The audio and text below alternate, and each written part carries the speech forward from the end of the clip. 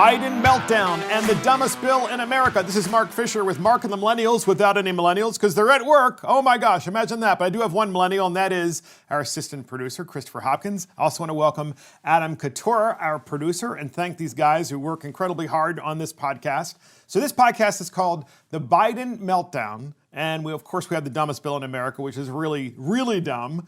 Why is Biden having a meltdown? Of course, most people would say, well, he's been having a meltdown since the day he started running because of his age.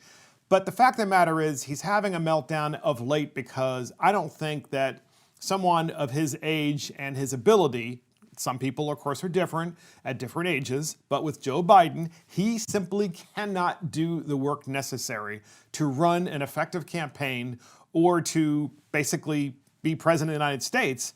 Now, that's not to say that Joe Biden may not potentially win, but we'll talk about that later. First, why is Joe Biden having a meltdown as of late, just days before the election? Just days before the election. Well, he's having a meltdown in a number of areas. I think it's because of fatigue, because the man has to have enormous amounts of sleep in order to be able to effectively, of course, be even remotely productive. So here's the first of a number of crazy Biden mistakes. First, Biden talks about how the Democrat Party does this on a Zoom call, about how the Democrat Party has the most extensive voter fraud organization in history. I got to set this up because in Pennsylvania is considered to be the key state of all 50 states in the United States for a Republican to win this election or for a Democrat to win this election. Joe Biden has put all of his chips down on Pennsylvania because there is a Democrat governor in Pennsylvania. The Democrat governor keeps changing the rules of the game of elections. So, for example, now in Pennsylvania, despite all of the court battles to the contrary, in Pennsylvania, you can actually vote by mail, but your signature on your ballot, when you mail it in, doesn't have to match the signature that the registrar has on file. Let me say that again. Your signature doesn't have to match.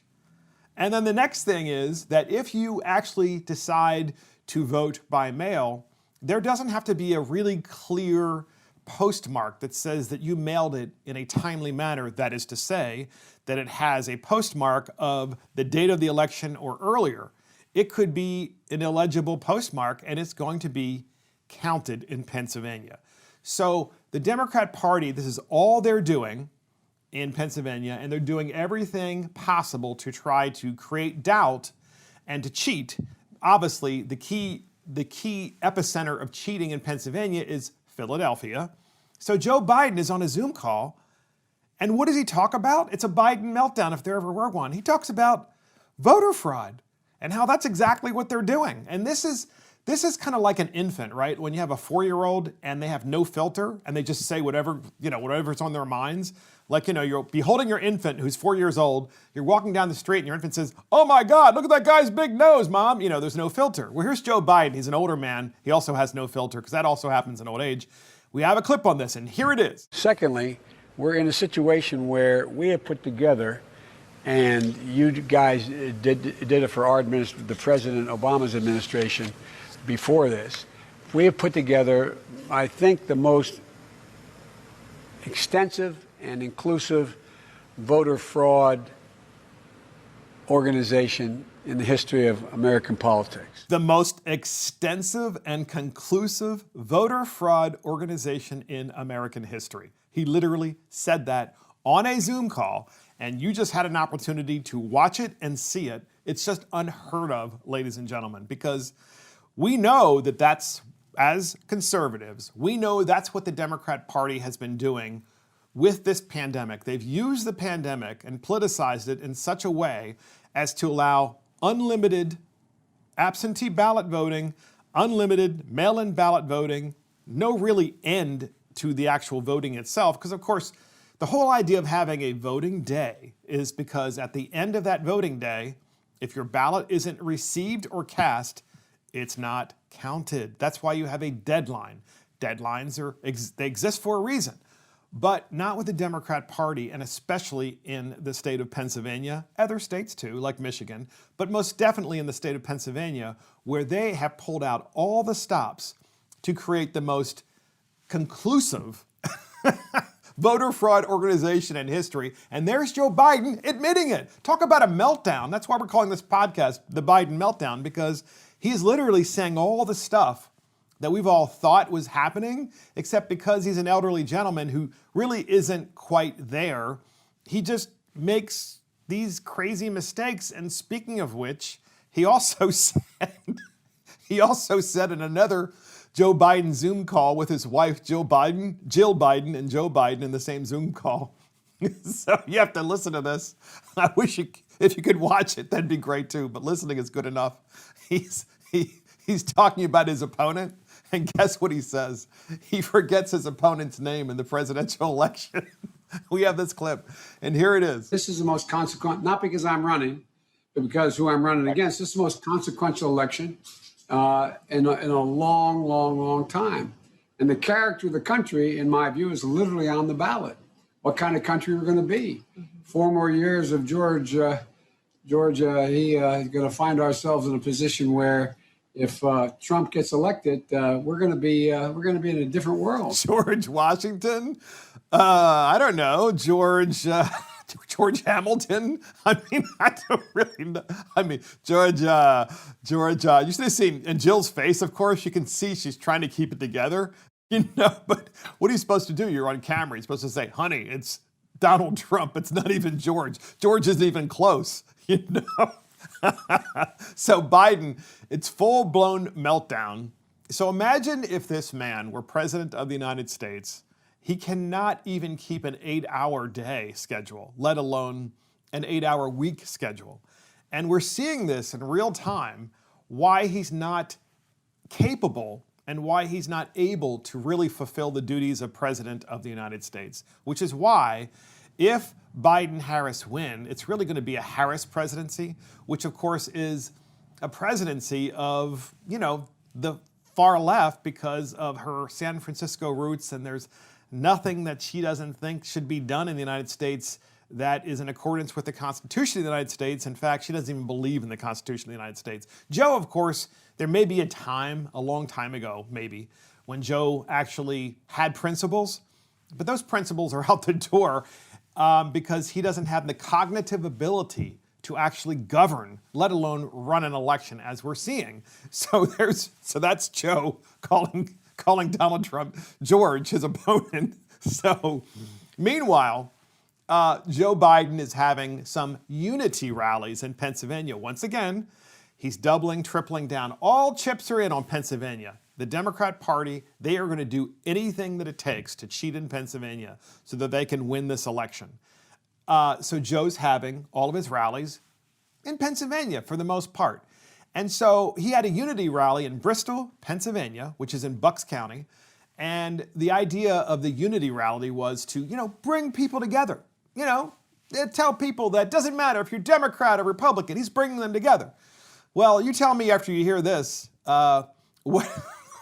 whether you think he's bringing them together, because what's happening is across the United States is Trump supporters are organically getting together. It's not even the Trump campaign couldn't organize this if they tried to. These are just Trump supporters really upset with the status quo in Washington and how crooked it is with Joe Biden and Barack Obama, and of course, by the way, a lot of Republican and Democrat crooked politicians who get into government, stay there forever, and get wealthy. So these Trump supporters are going out to Biden rallies in their cars, and they're beeping the horns to try to interrupt the Biden rally, and they did so in Bristol, Pennsylvania, and Joe Biden, it's supposed to be a unity rally. Listen to what he calls the Trump supporters. Here's the clip. We can do something about this, and we better get it done. We better get it done. And by the way, we don't do things like those chumps out there with a microphone are doing, the Trump guys. It's about decency. Look, we've got to come together. That's right. So did you hear what he just said? Joe's in Bristol, Tennessee. He's got all of these Trump supporters in their cars with Trump flags and American flags in the background, many more of them than there are of actual Biden supporters in the audience listening because the event is outside. And he's saying, we got to come together, not like the chumps back there. So in other words, he's calling American citizens, patriots, he's calling them chumps, but he's saying that he wants to, we got to come together. I mean, that's just no different to me than saying that half of Trump supporters are just they're in a basket. You could put them in a basket of deplorables, like Hillary Clinton. It's the same exact thing. They're chumps. They're chumps. You know, they're punks. That's Joe Biden. That's who the real Joe Biden is. So once again, this is also in Bristol, Pennsylvania, and it's a rally as well. And we have another clip on this with Joe Biden and the Trump supporters in the background. And here they are. I'm running as a proud Democrat, but I will govern as an American president for everybody. I'll work as hard for those who don't support me as those who do, including those chumps with the microphone out there. So Joe he obviously is losing his cool. So here's the thing. When you're an elected official and you are used to running in a state where it's a one-party state like Delaware, and you're running for the United States Senate, for example, you're really not used to having an opposition because it's a one-party state. And everybody, is controlled by the same message. Even the media is crooked, of course. So here's Joe actually campaigning, and he's having these rallies, these Trump rallies, that are organically getting together and interrupting his so-called unity rallies. And the Trump folks are there, and they're just completely and utterly just interrupting him, and he's losing his cool. And imagine if you're not used to that. If you're not used to that and you are a Biden kind of politician where you run in a state where, everybody thinks the same, everybody votes the same, and no one really disagrees with you. And if they do disagree with you, it's really more about how much extra money you should spend or how many extra taxes you should raise. I mean, those are minor disagreements among that class, that political class.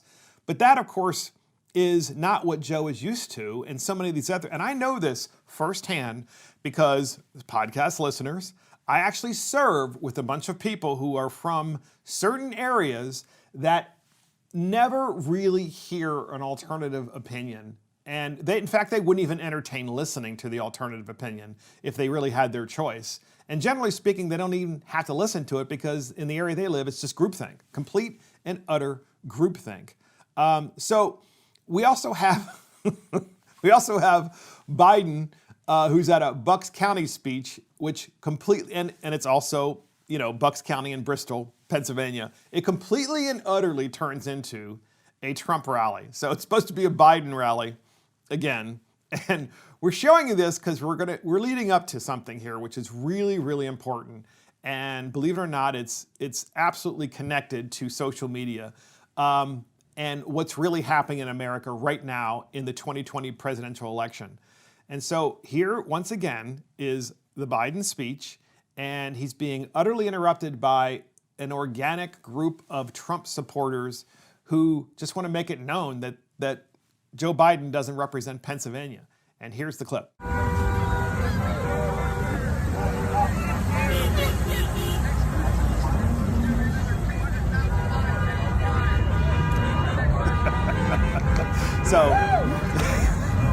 So what you're seeing, and I interrupted that intentionally, because what you're seeing, because if you're listening, of course you can't see it, it's literally miles and miles of Trump supporters walking, driving cars, riding bicycles, and they're on their way to this Joe Biden rally where it's sparsely attended. If Biden was lucky, he had 50 people. I mean, literally. And probably most of those were staffers from his campaign.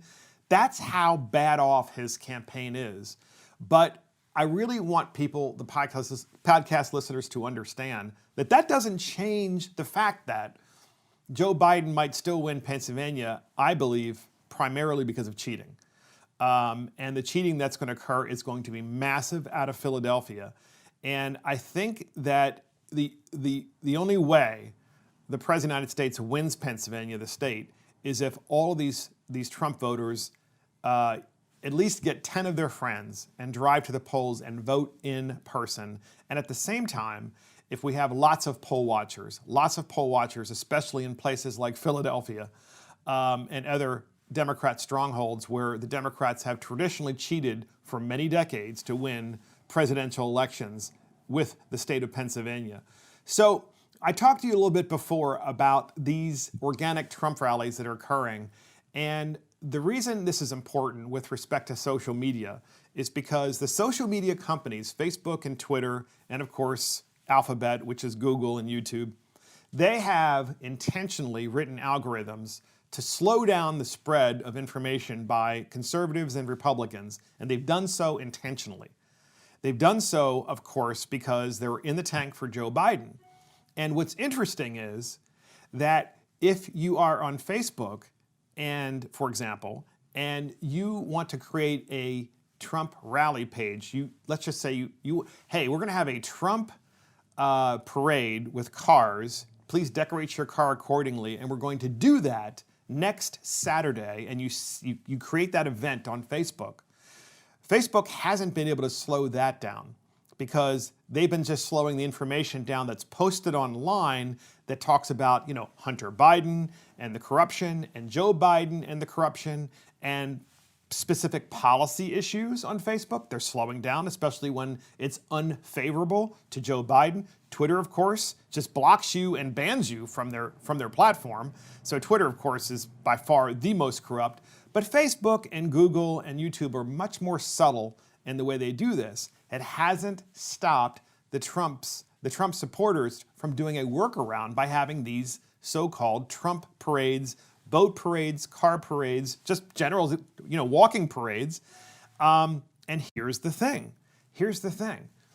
They're being attended by thousands of people. I can tell you in my own county, we've had 2 of these, and one was just this past Saturday, and it was 3 miles long, and it was completely and utterly organic, where it was just established. The event page was established on Facebook maybe just a week ago. Literally a week ago it was established. And 3 miles of cars, people spent the time decorating their cars. So this is a workaround from Facebook and Twitter, and it's really driving, I'm convinced, Facebook and Twitter, primarily Facebook, of course, crazy, because first of all, you create the event on Facebook, and then secondly, you take pictures of it and film it, and then you post it on YouTube. And then people are starting to share those YouTube pictures. They're doing it. The workaround is sometimes they just send it to each other by MMS through their phone, right? They share the actual video that they right from their phone's hard drive, if you will. So this workaround is occurring across America, and I got to tell you, in my lifetime, I never have ever remembered so many rallies that have occurred that are organically organized, and they're being organized across the country, including in places you would never think possible. And they're happening en masse right up days before the election. First of all, weeks before, but now almost every single day, days before the election. And it's engaging, and it's also very comforting to see because of the fact that the mainstream media absolutely, positively refuses to report any of the corruption that's occurring with Hunter Biden, Joe Biden, and Joe Biden's brother and all their other business associates in China and in the Ukraine and Russia and who knows where else, quite frankly. So we have a clip to show you. This is kind of like a watch clip, but I'll explain it as it's played. It's very short, very short. But it's in, guess where? Beverly Hills, California. It's in Beverly Hills. Folks, do you realize that's just unheard of? And it's massive. It was miles long, plural, miles long. People walking, not in their cars.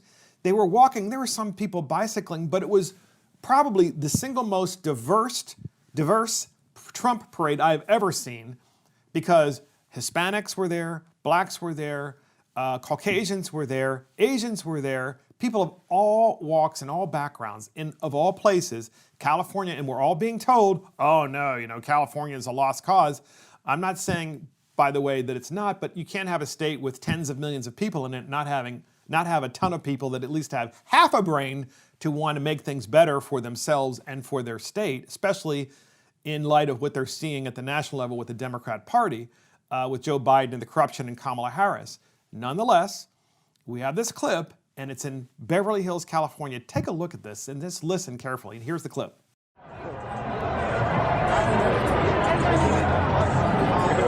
Make Vietnam, make North Vietnam free again, too. Ladies and gentlemen, we got Latinos for Trump, Colombian Americans for Trump, all the way. Latinos for Trump.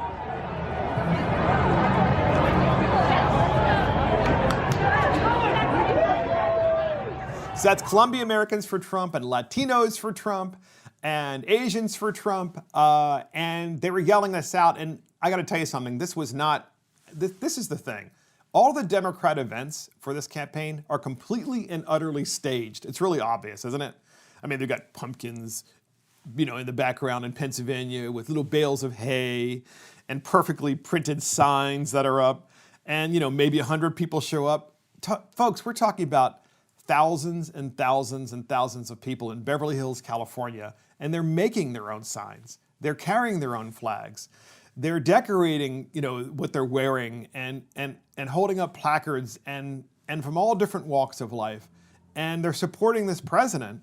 And I got to tell you, I think a lot of it has to do with the fact that they just see how hard he's working versus Joe Biden, combined with the corruption of the Biden crime family, which I love that term that Donald Trump used. It's a crime organization, of the Biden family. But of all places, that was in California. And all of these things are happening because people are utilizing Facebook in a way that Facebook can't censor it, because they're communicating with other Trump supporters by creating events on the Facebook event page and then sharing it with all of their friends. Their friends see it, and then they engage, and next thing you know, you've got this massive parade that's occurring. So way to go, America. I have to say this. Huge kudos to the American citizens for figuring out a way of doing a workaround behind the scenes and around the backs of the corrupt Facebook and Twitter and Google and Alphabet owners and YouTube owners, because they really are corrupt. And then we have another Trump event that occurred in New York City. In New York City, right? I mean, New York City is the home of Bill de Blasio and lots of the woke and lots of the liberal. And we have Jews for Trump in New York City that were attacked with pepper spray and paint and rocks and bottles because the Hasidic family, the Hasidic Jews were in New York as well as others, and they were basically demonstrating pro-Trump because de Blasio keeps trying to shut down their ability to worship, as he's done with so many others, and so many other, of course, blue city mayors have done the same thing.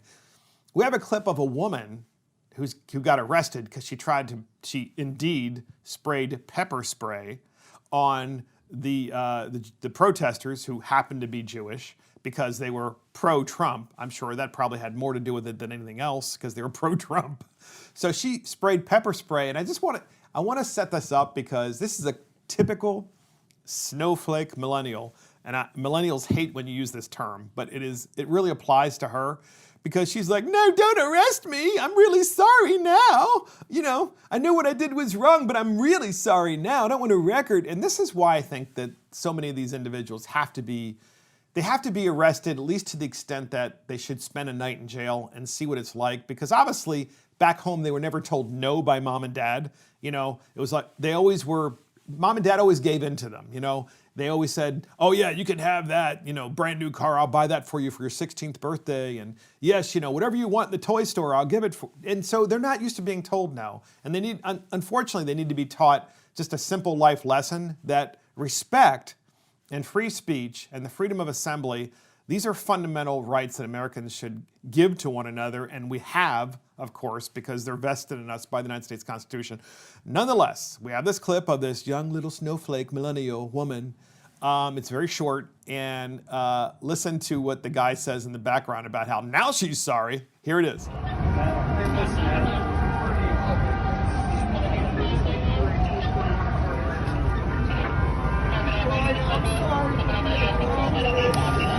They all apologize after, yeah.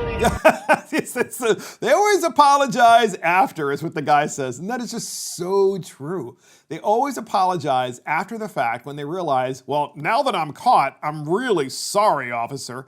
You know, I didn't really mean to put the pepper spray in their faces while they were just, you know, assembling and showing their support for Donald Trump in all places of, you know, in Manhattan and New York City, which is incredible. And I just think that's funny. We need to show more of this because I think that the American people don't really understand. They don't really understand that there are so many of these individuals that are just, quite frankly, in my mind, and it's a terrible thing to say, but I'm going to use the word sissies. They're just sissies, right? These are people that really they're out there, you know, they're showing their power and their strength by protesting but then hurting people. So then they're rioting and committing crimes at that point when they're trying to, you know, pepper spray people in the face just for showing their support for a president. And then when they get arrested, they just can't handle. I'm just sorry. I mean, we just need to do more of this. She should spend at least a night in jail. I'm not saying that she should have a record because she used pepper spray, but maybe she should do community service. And maybe she should do community service in, I don't know, in a Jewish synagogue, because apparently she has a problem with Jews walking down the street and supporting Donald Trump. Or maybe it's just Donald Trump, you know, or maybe we should make her be an intern and do some community service in the Trump administration. You know, that would be the ultimate penance. So Joe Biden, of course, said he's going to transition the United States away from the oil industry. And, you know, we've talked about this many times on Mark and the Millennials, but it's rare that you have a candidate like Joe Biden who's considered by the Democrats these days as a centrist. And he's saying, no, he wants to take us away from oil and natural gas and all fossil fuels.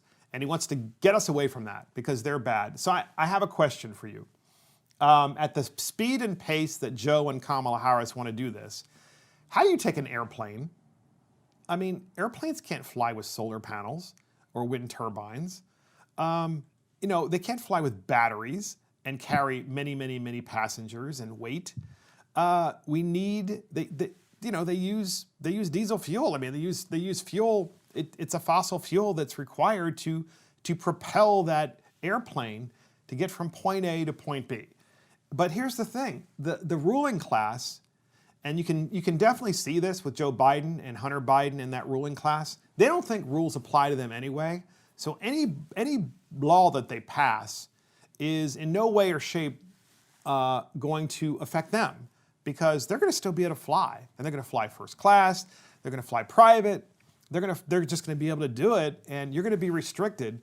And I can't imagine the American people ever thinking that this is something that would be a good idea to give the ruling class this kind of power to tell us that we can no longer drive certain kinds of cars. We can't fly planes. We can't fly in planes. We can't buy dirt bikes. You know, we can't buy leaf blowers, you know, like that lady in Illinois that wanted to ban them because of climate change. That was the dumbest bill, by the way, a while back. So Wall Street Journal, the editorial board, wrote about Joe Biden and his desire to transition us now, which is what he said in the debate, away from fossil fuels. And I just want to read part of this because it says, Joe Biden committed the gaffe of telling the truth about his climate policies Thursday night when he said that he wants to transition the U.S. from fossil fuels. And it was a gaffe. He wasn't supposed to do that because it's not popular in Pennsylvania. The Democrat nominee is admitting that he plans to regulate the oil and gas business out of existence, and Americans will soon be transitioned, and you may want to pay attention, says the editorial board.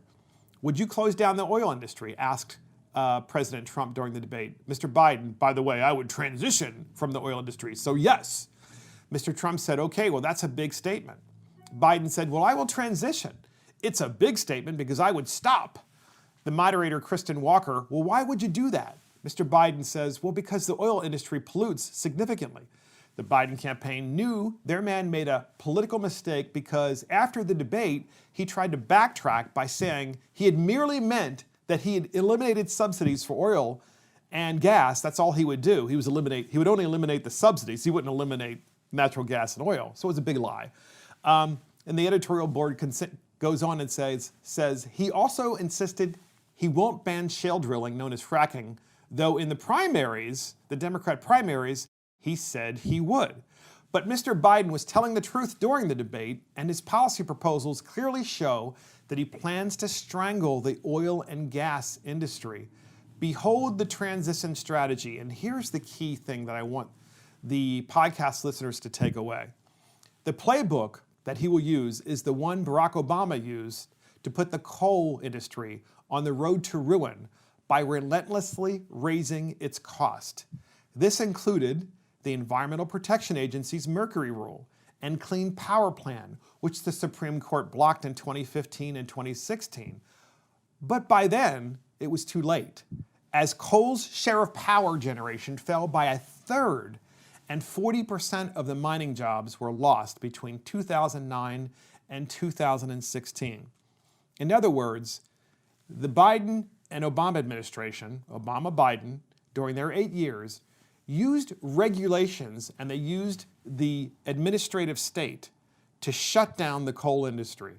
And they're going to do the same thing again to shut down oil and natural gas in a country, ladies and gentlemen, that is completely and utterly independent from the rest of the world for its fuel and for any of its energy. And now they want to take that away.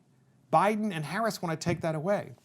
So I just want to read one more paragraph from this editorial from the Wall Street editorial board. It says, Mr. Biden's assault starts with a ban on drilling, leases, and development on federal land, which accounts for 22% of oil and 12% of gas production, mostly in the Gulf states.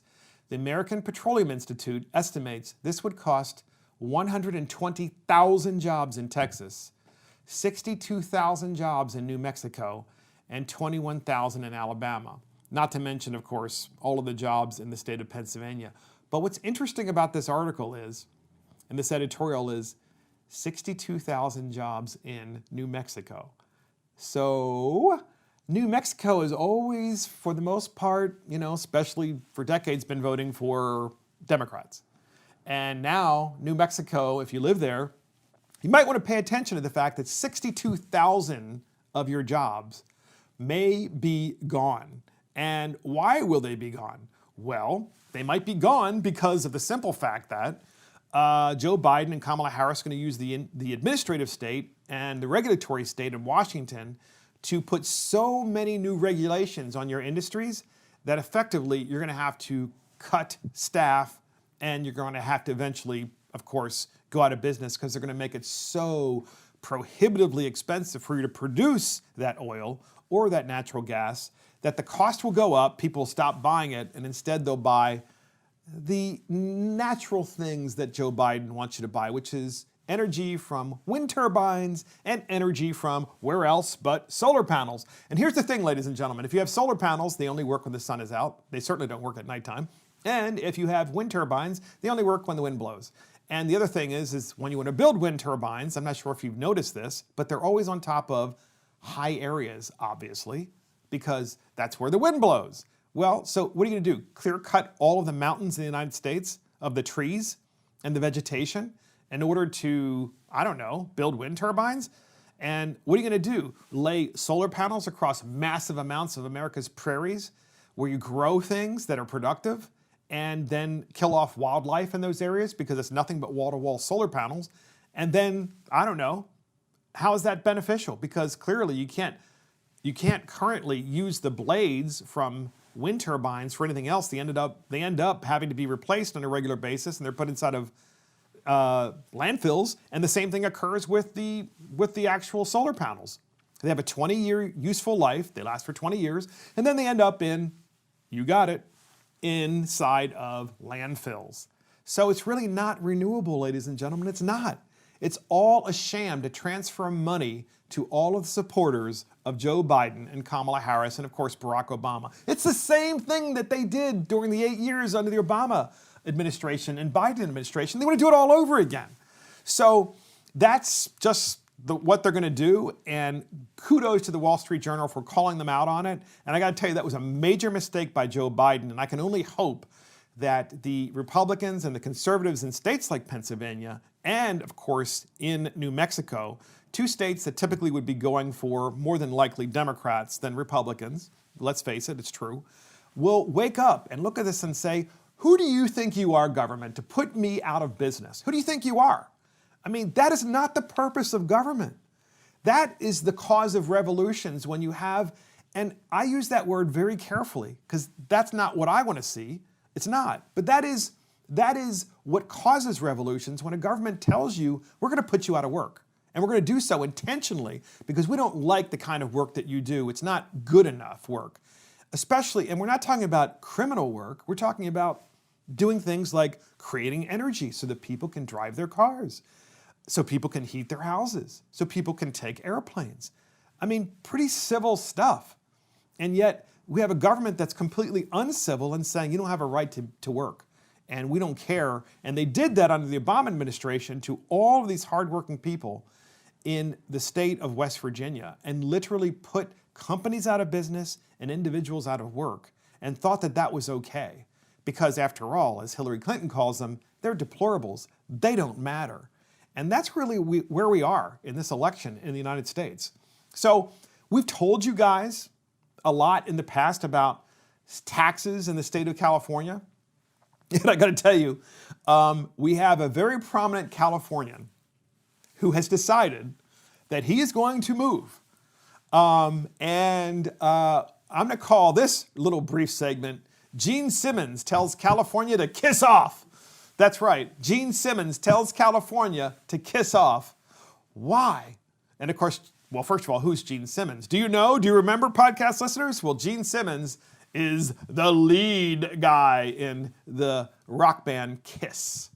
And he's the guy with the massive tongue that you always see the pictures of, and he's always sticking his tongue out, and that's his thing, and he's wearing that, wild futuristic outfit. It's interestingly enough, it still looks futuristic even today, which is kind of cool. Kind of like he came from outer space and, totally made up with makeup and kind of cool. Well, he bought a house, and it was a somewhat modest house many years ago in California. And then he decided to, modify the house. And so over the years, he's raised his children there. And of course, he's had this incredible career, which continues, by the way, because he was just recently had a cameo in that movie, Why Him, which was not that long ago. Granted, it was a couple years ago, but he had a cameo in there, which is really hard to believe that Gene Simmons is still relevant, but he is, and his music is still relevant. And so I'm going to read from the Wall Street Journal article, and it says as follows. It was shortly after he met his future wife, model Shannon Tweed, good for you, Gene Simmons, he married a model, at a party at the Playboy Mansion in 1983 that rock star and Kiss frontman Gene Simmons began looking for a home the couple could share. They quickly found a secluded ranch on a hillside in the Benedict Canyon area of Los Angeles, far from the tour buses, with well-meaning tourists from Sandusky, Ohio, he said. They bought the house in 1984 for $1.35 million. Nearly 4 decades later, that's how long they've been living there, almost 40 years, the couple is now putting the property, which they later redeveloped into a sprawling European-style mansion, they put it on the market for $22 million. They just put it on the market for that, by the way. The reason? They're moving to a 24-acre estate in Washington state near Mount Rainier to escape the tax burden of living in California, Mr. Simmons said. California, quote, this is Gene Simmons, and Beverly Hills have been treating folks that create jobs badly, and the tax rates are unacceptable, Gene Simmons said. I work hard and I pay my taxes, and I don't want to cry the Beverly Hills blues, but enough is enough. That's Gene Simmons, ladies and gentlemen. And so finally, we have this person who came from nothing and became a massive international star. Even the millennial generation knows Kiss and knows who Gene Simmons is, which tells you the staying power of his particular group and of Gene Simmons himself. And he's saying, hey, California, kiss off. I love it. So way to go. So Gene Simmons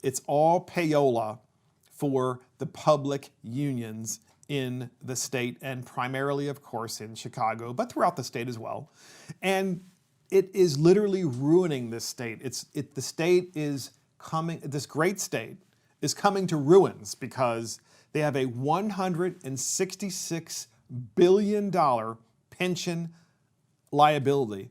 It's an unfunded $166 billion pension liability. Imagine that. It's unfunded. And so they're trying to find money to pay for that, but they're also still spending. So we have all of this debt over here and all these promises that we've made to retirees, current, future, and past, and now we're basically saying, well, we still want to spend, and that's why we want to raise these taxes. And it's not really on millionaires, folks, because as soon as you make $250,000, you're not paying your fair share. It's not enough. So we have a second clip, and this is the Illinois House Republican leader, Jim Durkin, giving his, of course, rebuttal. And we also have Representative Tom Demmer in this clip, who's the deputy minority leader, and then, of course, the governor, and you'll know him as soon as you see him. Here's that clip. I want the governor to explain why they're using this intimidation, this scare tactic with Illinois citizens and Illinois voters. I want to hear him answer that question today. Governor Pritzker says it's not intimidation, it's reality concerning the state's dire finances. Republicans argue if the amendment passes, it will open the door for Democrats to continue raising taxes in years to come. A vote yes on this graduated income tax is really handing a blank check to lawmakers in Springfield. It does not give any new powers to the legislature about taxation. Yeah, it doesn't give any new powers to the legislature. So here's the story behind that, right? What you have to do in Illinois is you decide you want to pass a bill to increase taxes. But instead of taking responsibility for the bill and putting a clean tax bill through the legislature, instead you pass an amendment that goes to the voters. and you try to amend the tax code and or the Constitution of the state, and you say, hey, let's have the taxpayers decide, and let's word this so-called amendment in such a way that it makes it sound dire that the state really needs this money, which it very well may need the money, but they could also cut spending, but they won't do that naturally because these are Democrats, and Democrats don't cut spending. They'd rather bankrupt the state and then ask the United States of America to bail them out, which thankfully that's why we need Donald Trump. Of course, that's just a sidebar there. But that's Pritzker, and that's what the entire government is doing. They're sending this bill to the people, this amendment. It's on their ballot. They get to vote for it. And we can only hope that the citizens of Illinois will vote this down. So we have our third clip on this, and this is John Tillman of the Illinois Policy Institute. I got it. Look, John Tillman, he's a great guy. The Illinois Policy Institute talks about taxation and the actual tax structure across the board in Illinois. So they don't just look at income taxes, they look at all of the fees and all of the taxes that one must pay just to be able to survive in the state. And so John Tillman talks about this very briefly, but it's really important because if you were to listen to Governor Pritzker, it would just be, well, you know, we need this extra money because people need to pay their fair share. And what Tillman exposes is the fact that actually they've raised taxes and fees across the board already, plus they want to do this. It tells you everything you really need to know, and that's the purpose of the Illinois Policy Institute, is to inform as to what's really going on. So here is the clip, and here's John Tillman. People are leaving because they've lost faith in the political leadership of this state. When you look at the problems we face, out-of-control spending, and spending is growing faster than revenues, and the political class thinks the way to fix that is to take more money from people, and people are getting up and moving elsewhere because they have lower tax burdens when they move next door to Indiana or Iowa or Kentucky or Wisconsin. It's amazing that Wisconsin has a lower tax burden than we do. People are voting with their feet. It's the best example of why people have lost faith in this political leadership and why I believe we're actually going to see that measure defeated in 2020, which I think is going to be the beginning of a revolution in Illinois as that people begin to reassert control of their government. All they want is more revenue, and they're going to go after the middle class and even the working class and poor. Netflix, Uber fees, doubling the gas tax, doubling the license tax. They have 19 taxes all in all, $6.9 billion. There's never enough. It's time to tell them to stop. So that was John Tillman of the Illinois Policy Institute talking about the cumulative tax burden, but also the fact that people have options, right? If you live in Illinois, you can move to Indiana. You can move to all of the nearby states, Iowa, so forth. You can do that. You can do that anytime you want to. And when you do so, chances are, especially with this pandemic and all of the remote working that's occurring, you can work from the new state. So you can totally and utterly avoid that tax. And what John Tillman said also in another clip is Illinois they've increased car registration fees. They've increased fees on all kinds of filing fees for small businesses, and they've increased filing fees for property taxes, and I mean, just across the board. So this is just one more idea that they have, which is a progressive tax, where they're saying if you earn, and I can't emphasize this enough, it's so important, $250,000, right? It's a lot of money, okay? But that's your money. And they're saying that now you're rich. Remember when it was, if you're a millionaire, that you were the rich guy or you're the rich woman and you need to pay your fair share? Those millionaires need to pay their fair share. And this goes to the very core of what the Democrat Party really is today. They're using the term fair share because it can't be truly defined, and they're not willing to define it. So now today in Illinois, they're saying that rich is $250,000 a year. That is not rich. And the idea that you're demonizing people anyway who are in that income scale means that you're just right around the corner going to increase taxes on the middle class. And you know that's coming because there's no way the state of Illinois can pay their pension liabilities and the sustained increase in spending that they keep doing every single legislative session, every single year by increasing spending. It's not sustainable. So this is just one of many bills that are going to come through that particular state with the so-called Illinois Fair Tax Amendment. We're hoping, of course, at Mark and the Millennials that the citizens of the state of Illinois absolutely defeat this stupid amendment, and then basically push back the state and say, you know what, how about, I know it's really unique, I know it's really like a new idea, how about if you cut spending? How about if you reduce the pension liabilities first? How about if you stop promising people such rich pensions? Because it's not sustainable. We the people can't afford to do it.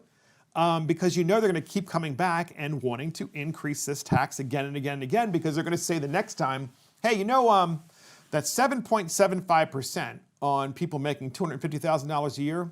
Well, we said it was fair share, you know, because it was fair and they have to pay their fair share of the tax burden. Well, it's not anymore. Now we want 8.75%. That's the new fair share. And that is the dumbest bill in America, which is the Illinois Fair Tax Amendment. This is Mark Fisher with Mark and the Millennials. Thank you to our millennial, who is assistant producer, sitting right there. You can't see him. Good old Chris Hopkins. And of course, our producer, Adam Katora. Check us out on iTunes, Spotify, YouTube, Facebook, Twitter, and our website. See you next time.